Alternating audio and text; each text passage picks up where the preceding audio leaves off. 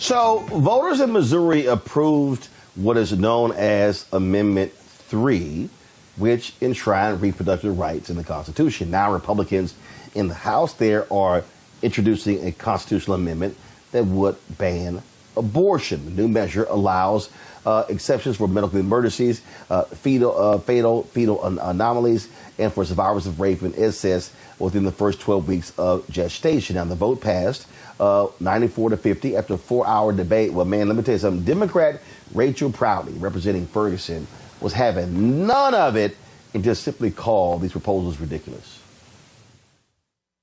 Thank you, Mr. Speaker. Mr. Speaker, I don't know who we think we are to assume that the people did not know what they were voting for on the same day they voted for us. I suppose they knew what they were voting for when they voted for us, but I would beg to differ, given that I've seen some of you all throw back a few at night. I've heard some of you talk about Jesus on this floor and talk about a woman's hind parts down at the bar. Who do we think we are? I've heard some of you read out loud. Now all of a sudden we know what's best for the people. It's funny when we dilly-dally and choose when the people know best and when they can't. We use meritocracy so much in here, we think that that's actually how we got here. This is not a meritocracy. This is a popularity contest. Meritocracy is how those people who perform abortions got their job. I don't need you to sympathize with me. I need you to mind your business. I don't want sympathy. Leave me alone with for privacy until it's women. I want to get pregnant. I don't know if I have to ask the governor first, because obviously my vagina is not mine. It belongs to the state of Missouri, apparently. I am sick and tired of people who think a IUD is a landmine, telling me that the people I live by didn't understand what they were voting for. When some of us don't know the difference between a hysterectomy and a mastectomy. Is getting old and is getting tired. They knew enough to vote for you.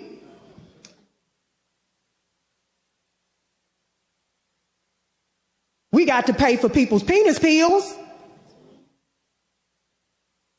I wouldn't even be halfway amenable if we said that we were going to stop paying for abortions if y'all leave us alone. You think you're stopping abortions with these ridiculous bills? You're not. You're stopping safe, legal abortions. People are going to still have abortions. So if you want to be pro-life, let's try being pro-quality of life first. This is the same body who wants to demand senior citizens work so that they can get unemployment or disability or have to apply for jobs. What are we talking about here? We're so busy being dystopian, we do very little for quality of life. You want to do something for the children? Do something for those foster kids. Let's close down these so-called religious rants where they feeling on the children. Let's do that first. Stop making it seem like a woman's worth is just between her legs. For God's sake, goodness gracious.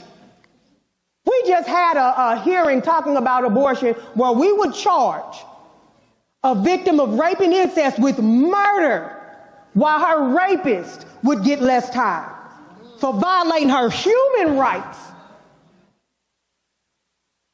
And y'all have the nerve to sit here and talk about science and think the world is 2,000 years old.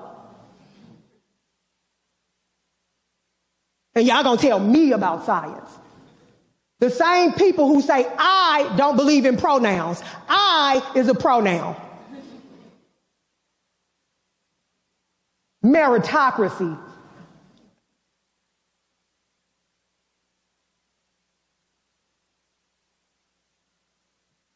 Power is to the people, and there should be some humility around here when we sit here and talk about what people don't understand.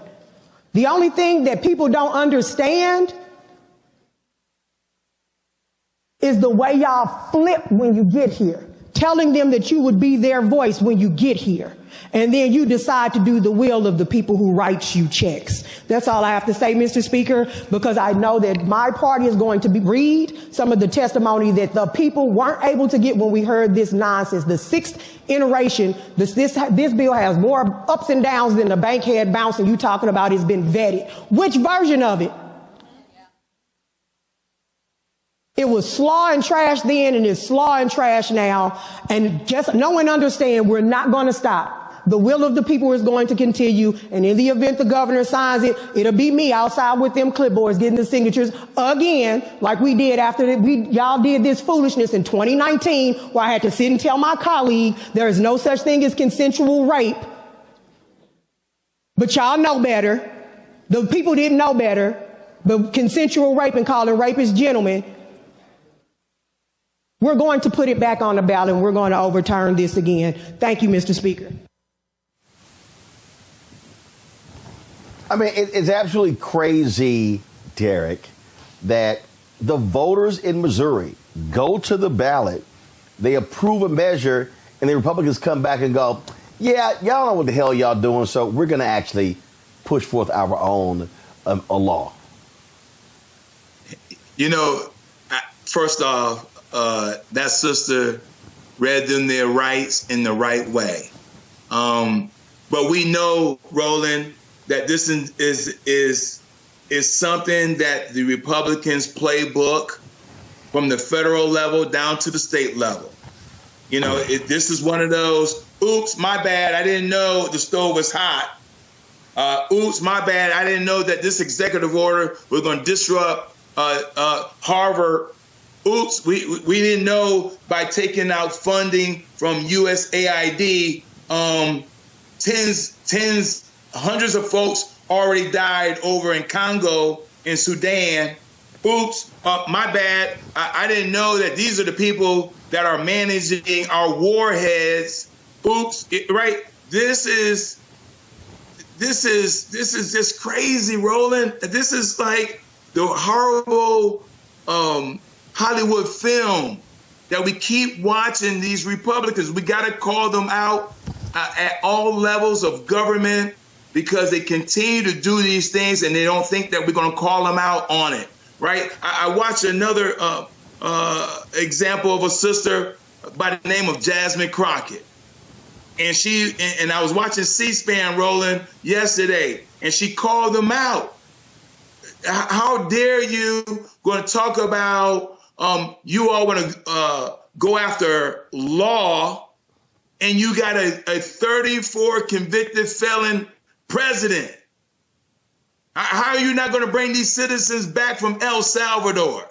This goes more beyond just saying oops. And so I appreciate that sister laying it out. Typically, as you well know, Roland, we don't often use words like vagina in the chamber. We don't typically, right? But we gotta, goes beyond just decorum. This goes beyond just diplomacy. We gotta hit them where they are and make it real. And I appreciate she was straight with no chaser on this one. I just don't understand, Matt, what's the whole point of there being a constitutional amendment that voters voted on and passed overwhelmingly, and then you come back and propose a constitutional amendment to undo what the voters literally just did in November? Because there's no risk. There's no risk. There's no risk of an immediate recall. There's no risk of the voters remembering long enough to vote you out next time you come up for the next cycle. There's no risk. I mean, we talk about this on this show all the time. Representative politics, where the representatives are doing whatever keeps them in politics and not serving the people. I mean, that's crazy, right? It's a crazy idea. It would make more strategic sense if there had not been a vote by the people at large on this, and some Republican just, recommended this constitutional amendment. But to your point, they are literally having to undo what the people have already said they wanted. So, like with all the crises we talk about on this show, this is a crisis of representative democracy, representative government. What is the point of having somebody go to the state house in Jefferson to allegedly vote on your behalf or vote in your interest if you can express your interest via a direct referendum and they can say, kick rocks, we don't care what you want? I mean, that's all this is. And that's what you see in state houses across the country, especially in places like Texas and in Missouri, but particularly in places like Texas, right? Where these crazies go to Austin, they go to my hometown right there in the state legislature and say, we don't care what the people want. We're going to do what we think makes sense, especially when, you know, you've got the ideology of this Republican Party who's attacking everything, and not only attacking everything, but telling people that they are going to implement whatever they, meaning the politicians, think is best as compared to what the people themselves say. So this is a huge affront to the entire process. This is another thing indicative of we don't care how the process is supposed to work. We're going to do whatever we want to do. And it's disgusting. It's particularly disgusting because if you truly believe in the way this process is supposed to work, then you can't be like that House rep from Branson, who I think is the main person behind this, who's talking about all of the religious underpinnings for why he's doing what he's doing, saying, you know, I'm a biblical such and such representative. I mean, that's great for you at home, but that is not how government is supposed to work. You aren't supposed to be strong arming the will of the people because of your own ideological or religious or personal beliefs. And that's what you're seeing here. It's these politicians supplanting what they want over the will of the people who have, you know, demonstrably spoken in response to that recent election. That's all it is. They don't care, and there's no risk for not caring. But Michael, this is what Republicans do. We saw that they do this exact same thing when it came to a redistricting commission in Michigan and Ohio. We saw the same thing happen in Utah as well. And so whenever we see voters go to the polls, we see Republicans trying to undo what the voters just did. Absolutely. I call Republicans the baby-age kids of politics because they don't die, they multiply. They keep coming back over and over again. They keep trying to repeal, overturn. They don't stop. They don't give up. This is what they do. And what they're pushing basically is white Christian nationalism. This is what this is. This is white Christian nationalism, and they're trying to grow the white population as well. OK, and this is connected to what the story you just did either yesterday or the day before, Roland, with Donald Trump floating $5,000 for new mothers, expected mothers, things like this, targeting white women, white college age women, things like this, so they can expand their population. And that was State Representative Brian Seitz, SEITZ, that Matt was referencing. And Brian Seitz said, I make decisions from a biblical worldview. Well, the United States is not a theocracy. Maybe you should go to the part of the world where the Bible took place. This is not a theocracy. The government doesn't operate based upon the Bible. That's all right in church. That's all right in home. But you can't. But these are the same people who will cut funding for children, for the poor, cut WIC payments, things like this. They'll cut that, but then claim to be Christians. OK, so. This is outlined in Project 2025. This is white Christian nationalism that we're seeing unfold. So this is something that we have to fight. Here at Sage and Elm, it's a plant thing. Everything is made by hand from plants, from our salves to our soaps, our lotions, our oils. Come shop our over 400 products made by hand from plants just for you, because you deserve the best. Did you know that the Washington Monument is based upon an ancient African structure called a tekken that comes from the mythology of Asar, Arset, and Heru, who the Greeks called Osiris, Isis, and Horus? Did you know that the panther deity Bast in the movie Black Panther and Wakanda Forever comes from an ancient African deity, a neter in ancient Egypt, ancient Kemet, called Bastet? Did you know that there were 17 pyramids found buried underneath Egypt around 2011? Also, the city of Memphis, Tennessee. What's the relationship between Memphis, Tennessee and Memphis in ancient Egypt? I'm historian and national political commentator Michael Imhotep. Be sure to register for my new 12-week online history course, Ancient Kemet, the Moors, and the Ma'afa, Understanding the Transatlantic Slave Trade, what they didn't teach you in school. Kemet is one of the original names for Egypt. We deal with thousands of years of history and what leads up to the transatlantic slave trade taking place. Did you know that the word Wakanda is a real word? We find it in the Key Congo language, which is a Bantu language, but we also find it in the Omaha Ponca and Sioux Indian Native American languages. My class starts up Saturday, March 1st, 2025, 4 p.m. Eastern Standard Time. This is a 12-week online history course. We do the sessions live. All the sessions are archived and recorded. We do with thousands of years of history and what leads up to the transatlantic slave trade taking place. When we talk about the transatlantic slave trade, we can't start our studying of the history in 1619 in Hampton, Virginia, or in Jamestown. We can't start in 1441 with the transatlantic slave trade starting with the Portuguese.